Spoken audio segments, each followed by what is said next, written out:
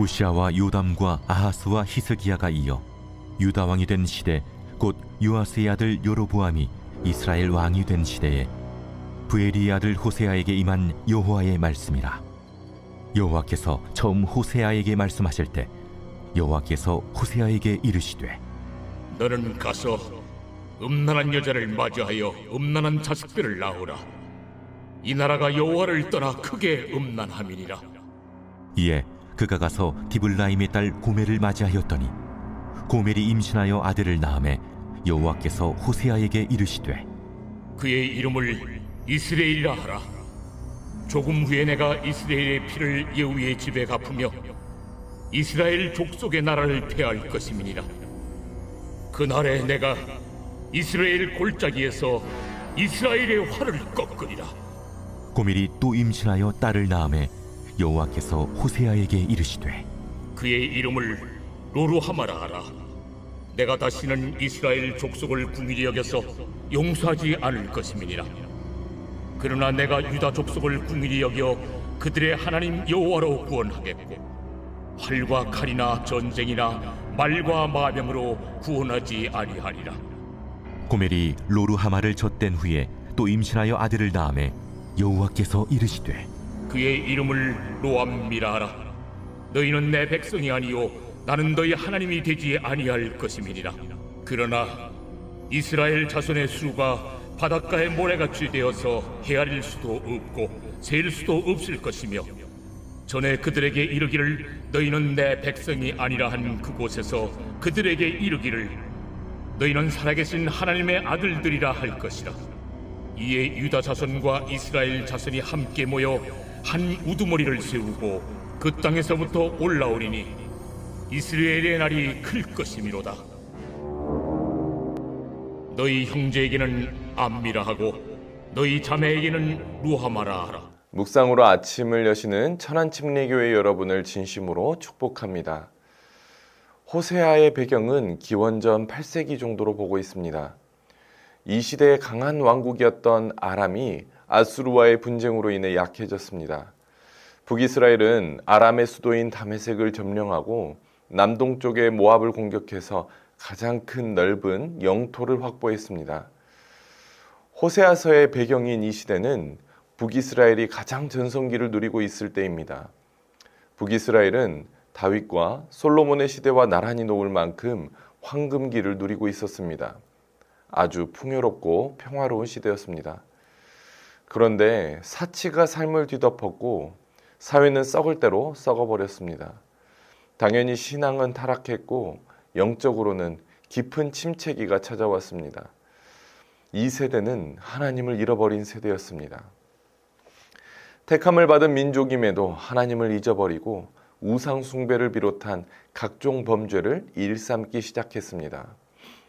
그런데 종교적인 의식은 여전히 있었습니다.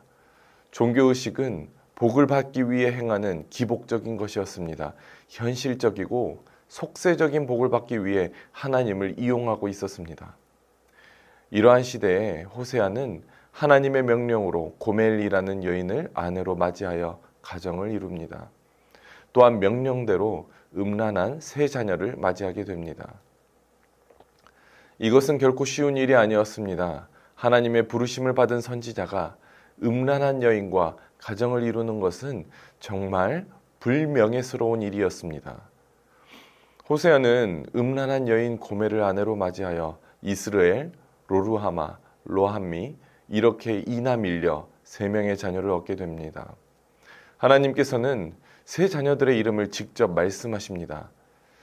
이스라엘은 하나님께서 흩으실 것이다 라는 뜻으로 하나님의 심판을 통해서 이스라엘이 멸망할 것을 경고하셨습니다.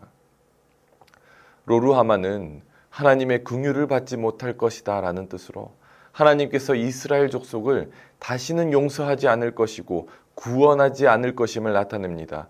로암미는 하나님의 백성이 아니다 라는 뜻으로 더 이상 하나님의 백성이 아니며 이방인과 같이 취급하겠다는 하나님의 최종 경고입니다. 하나님의 심판과 하나님의 은총이 없을 것과 이제는 하나님의 백성이 아니라는 이름을 자녀의 이름으로 택하는 부모는 아마 없을 것입니다. 어느 부모도 자녀의 이름을 이렇게 짓고 싶지는 않을 것입니다. 그러나 호세아는 하나님의 명령에 따라 희생하기로 결정합니다. 오늘 본문의 호세아와 같이 만일 하나님께서 여러분을 제사장으로, 선지자로, 예언자로 부르시고 여러분들의 삶을 통해 하나님의 메시지를 전달하겠다고 하시면 여러분은 어떻게 반응하시겠습니까? 하나님의 특별한 명령은 호세아에게만 있었던 것이 아닙니다. 에스겔 선지자는 그의 아내가 죽게 될 것이고 아내가 죽었을 때 슬퍼하지 말 것을 명령하셨습니다. 예레미야에게는 결혼을 금하기까지 하셨습니다. 하나님은 선지자들의 삶을 통해 메시지를 전달하고자 하셨습니다. 그들의 삶은 곧 하나님의 메시지가 되었고 그들은 그 메시지를 전달하기 위해 자신들의 삶을 모두 하나님께 드렸습니다. 하나님은 여전히 말씀에 순종하는 자를 찾고 계십니다. 우리는 말씀에 순종하는 몇몇의 사람들 덕분에 복음을 접했고 하나님을 알고 하나님께 예배할 수 있게 되었습니다. 혹시 여러분은 현세의 속세적인 복을 위해 하나님을 이용하고 조종하고 있지는 않으십니까? 하나님께서 우리에게 주신 명령은 외면하고 이기적인 신앙생활을 이어가고 있지는 않으십니까? 복음을 알고 복음을 전하고 복음을 살아내는 우리 천안침례교회 여러분이 되기를 진심으로 축복합니다. 하나님의 명령 앞에 계산기도 드리지 않고 온전한 신뢰를 드리며 순종하는 저와 여러분이 되시기를 진심으로 축복합니다. 제가 잠깐 기도하도록 하겠습니다. 하나님, 우리가 이 땅에서 하나님을 알고 하나님께 예배할 수 있음은 하나님을 먼저 알고 믿었던 자들이 있었기에 가능했습니다. 그들이 하나님의 말씀에 순종했기에 가능했습니다. 하나님이 이제는 우리에게 말씀하여 주옵소서. 부족한 우리를 통해 주의 나라 이루어 주시고 하나님의 말씀에 온전히 순종할 수 있는 그런 참된 그리스도인으로서 살아가게 하여 주옵소서. 우리의 삶으로 하나님의 메시지를 드러내는 삶이 되게 하여 주옵소서. 살아계신 예수님의 이름으로 기도드렸습니다. 아멘.